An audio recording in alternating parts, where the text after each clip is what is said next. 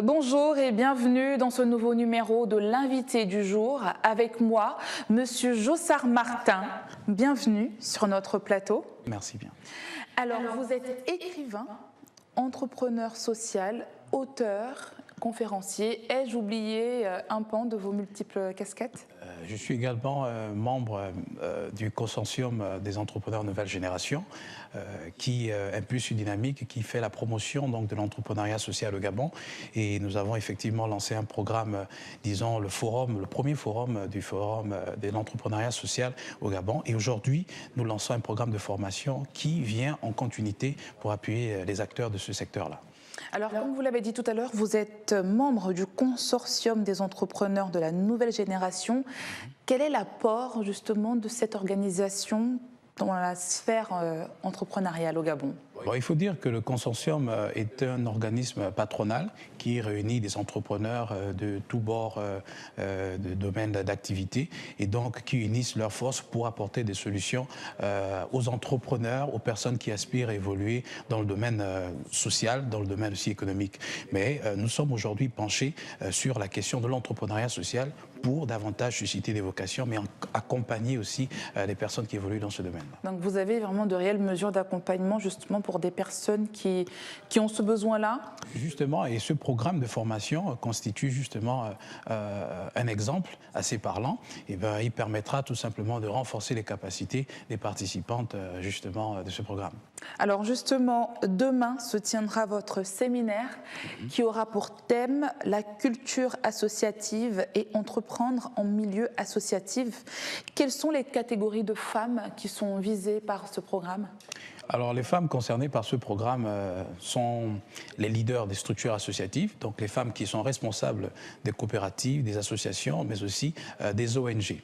Donc, ces femmes ont besoin d'acquérir des connaissances liées à la bonne gestion de leur structure pour être en phase avec l'évolution du monde aujourd'hui, donc la technologie, mais aussi les pratiques professionnelles modernes qu'elles peuvent adapter dans leur logiciel fonctionnel. Vous avez aussi les femmes membres des structures associatives qui ont besoin de comprendre l'intérêt de s'impliquer de façon active dans ces structures-là. Donc, elles auront l'opportunité d'acquérir des connaissances sur le comportement professionnel qu'il faudrait avoir et surtout le sens de leur responsabilité sur l'évolution de leur structure. Alors, donc vous donnez enfin, si vous me permettez, enfin, vous avez les femmes externes à l'environnement associatif qui ont besoin d'être édifiées là-dessus. Parce que beaucoup ont une connaissance assez limitée. Nous sommes en contact de réalité du terrain. Donc, il s'agira pour nous d'édifier ces personnes-là là-dessus. Alors, justement, votre séminaire, pour résumer, s'adresse à toutes les femmes, finalement. Bien sûr, il s'adresse à toutes les femmes. Vous leur donnez les outils pour pouvoir entreprendre de manière structurée? Tout à fait, tout à fait. Et pour rester en connexion avec le thème de la formation, nous allons leur fournir tous les outils qui peuvent leur permettre de renforcer leur structure associative afin d'évoluer de façon professionnelle. Parce que le but, c'est de professionnaliser ces associations. Il faudrait qu'on quitte de cette dimension archaïque, on va dire, on évolue comme dans une simple association de quartier, mais il faudrait qu'on amène ces associations à opérer de façon justement professionnelle pour s'épanouir, s'émouvoir, etc. D'accord, justement. Quelles sont les conditions pour participer à ce séminaire? Alors, pour participer à ce séminaire, vous pouvez vous rendre sur la page Facebook du consortium. On va dire, vous tapez Forum ES 2019 et là, vous avez la possibilité d'accéder aux informations qui vous conduisent directement au remplissage du formulaire qui est consacré pour ce programme-là. Donc, le rendez-vous, c'est demain? Le rendez-vous, c'est demain. Donc, nous invitons toutes les femmes qui, bien sûr, prennent l'information en cours ou qui ont été informées et qui, jusque-là, se posent des questions à venir massivement participer à ce programme et vous verrez effectivement de vous-même le contenu et au sortir de là, nous sommes rassurés que cela pourra vous donner des idées et pourra justement susciter cette envie soit d'adhérer à une association ou à une ONG, une coopérative ou peut-être d'en créer, pourquoi pas. Tout à fait. Alors selon vous, la culture de la vie associative est un réel atout pour ces femmes? Et bien sûr, il y a des femmes qui donnent des témoignages à l'issue de nos formations, qui disent qu'au sortir de ces formations-là, elles ont eu de nouvelles idées, elles ont commencé à créer des entreprises et nous avons beaucoup de témoignages des personnes qui ont commencé à créer des associations, qui ont créé des entreprises qui aujourd'hui évoluent à une échelle internationale. C'est assez c'est assez intéressant de voir cela et assez étonnant, on va dire, quoi. C'est surprenant. Alors, Monsieur Jossard Martin est également l'initiateur de plusieurs programmes de formation tels que le BLC, Building Leadership by Coaching, et le SFDC, Séminaire des femmes pour le développement communautaire. Pourquoi avoir initié ces programmes ? Une fois de plus, les programmes visent la vulgarisation de l'information. Vous savez, nous avons besoin d'informations pour savoir les possibilités, les opportunités, aussi bien économiques que sociales qui s'offrent à nous. Et donc, ces programmes-là, le BLC par exemple, vise à renforcer les capacités des leaders, que ce soit des associations ou des entreprises qui ont besoin d'informations aujourd'hui. Ouvert aux femmes et aux hommes, tu Bien trouves ? sûr, c'est ouvert. Donc, effectivement, la question du genre est prise en compte. Donc, ce programme-là est dédié à tout le monde. Mais le séminaire des femmes pour le développement communautaire, lui, bien sûr, comme vous pouvez le constater, c'est dédié aux femmes. Et lui, c'est un programme à travers lequel nous informons, nous formons et nous motivons des femmes actrices du développement. Et par la suite, nous les mettons en relation avec d'autres femmes pour que, bien sûr, on arrive à ce que nous souhaitons tous, le développement communautaire. D'accord. Pourquoi, vous avez vraiment étudié un réel besoin pour initier ces programmes-là ? Bien sûr, vous savez, il y a beaucoup de femmes aujourd'hui qui se sentent seules, qui ont besoin d'écouter des témoignages, qui ont besoin de voir du palpable, du concret chez d'autres femmes qui ont osé. Donc vous savez, l'audace, c'est quelque chose qui se cultive et c'est quelque chose qui s'active.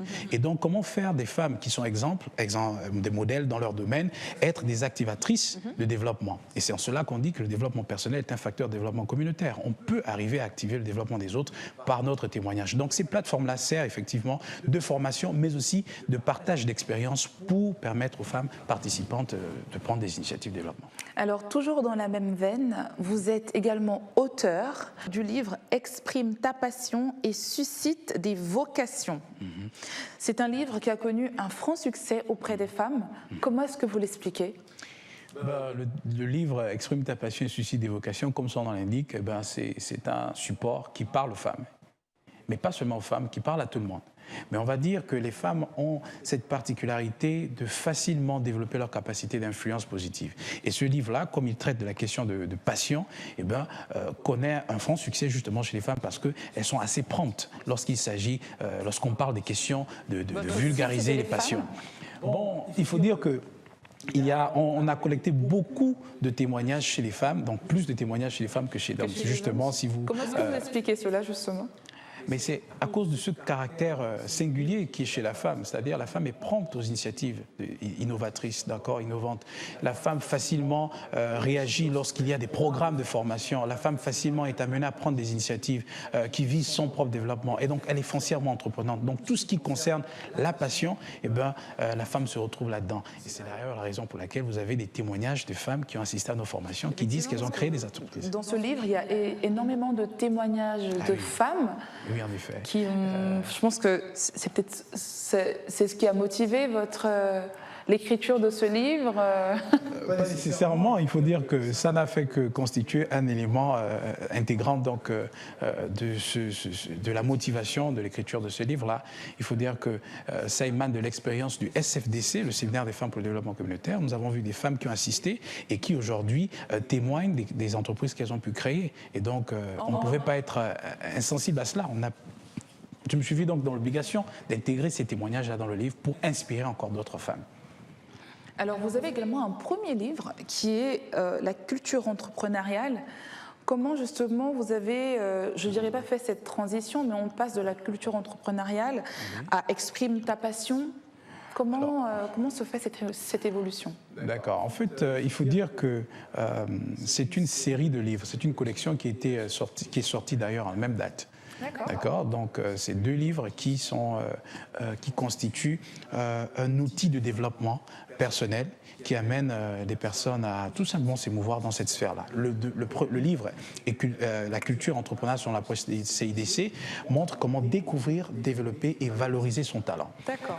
Parce qu'il y a beaucoup de personnes qui se posent des questions, comment est-ce que je peux faire? Alors ce livre-là, c'est en quelque sorte mon expérience. Vous les aidez justement à creuser, à découvrir leur potentiel. Voilà. On est vraiment dans du développement personnel. qui nous conduit au développement communautaire. Ce ça. qui, finalement, résume... Vous faites un réel pont, justement, entre le développement personnel et le développement communautaire. Voilà. Donc, le premier livre traite du développement personnel et le deuxième livre, il vous conduit au développement communautaire. D'où le sous-titre du livre, Un leader, une communauté.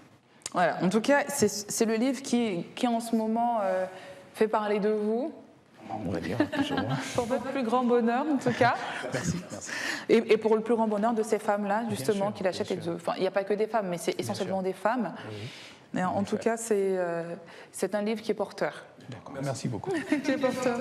Alors, on va terminer avec vous, avec notre dernière rubrique, qui s'appelle l'épice du jour. Vous représentez souvent notre pays à l'international en participant à plusieurs programmes aux États-Unis. Quelle a été votre participation qui vous a le plus embarrassé? Waouh, c'est une question assez embarrassante déjà au passage. Oui, c'est pour. Je pense que c'était en 2018 au Nebraska-Lincoln où nous avons, en tant que participants, été sollicités pour donner un speech donc, sur l'héritage que Nelson Mandela nous aurait donné particulièrement. Bien sûr, c'était en anglais. Et donc là, vu que j'avais une certaine expérience, au passage, nous avions organisé un programme, une édition spéciale sur Nelson Mandela en anglais au Gabon en 2013 dans une chaîne de la place. Et je ne pouvais pas rester insensible. J'ai donc partagé cette expérience-là. Mais je vous assure, j'étais beaucoup stressé parce qu'il fallait en quelque sorte parler en tant que représentant à la fois plus ou moins du peuple gabonais, mais en même temps du peuple sud-africain. Donc il fallait essayer de... Il y avait une réelle pression. Voilà, en effet, oui, c'était assez challenge. C'était lourd. Mais bon, on a pu faire ce qu'on pouvait faire. En tout cas, vous êtes très bien débrouillé parce que vous avez participé après ça encore à d'autres formations. En tout cas, vous portez haut les couleurs du Gabon au travers votre organisation, vos livres, etc. Oui. En tout cas, vous faites notre fierté. Merci Monsieur Jossard Martin d'avoir accepté notre invitation. Merci à vous de nous avoir suivis sur Gabon 24, votre chaîne en continu. Retrouvez-nous sur nos réseaux sociaux, Facebook, Twitter, mais également en streaming sur notre chaîne YouTube. Quant à moi, je vous donne rendez-vous très vite avec un nouvel invité. Bonne suite de programme sur Gabon 24.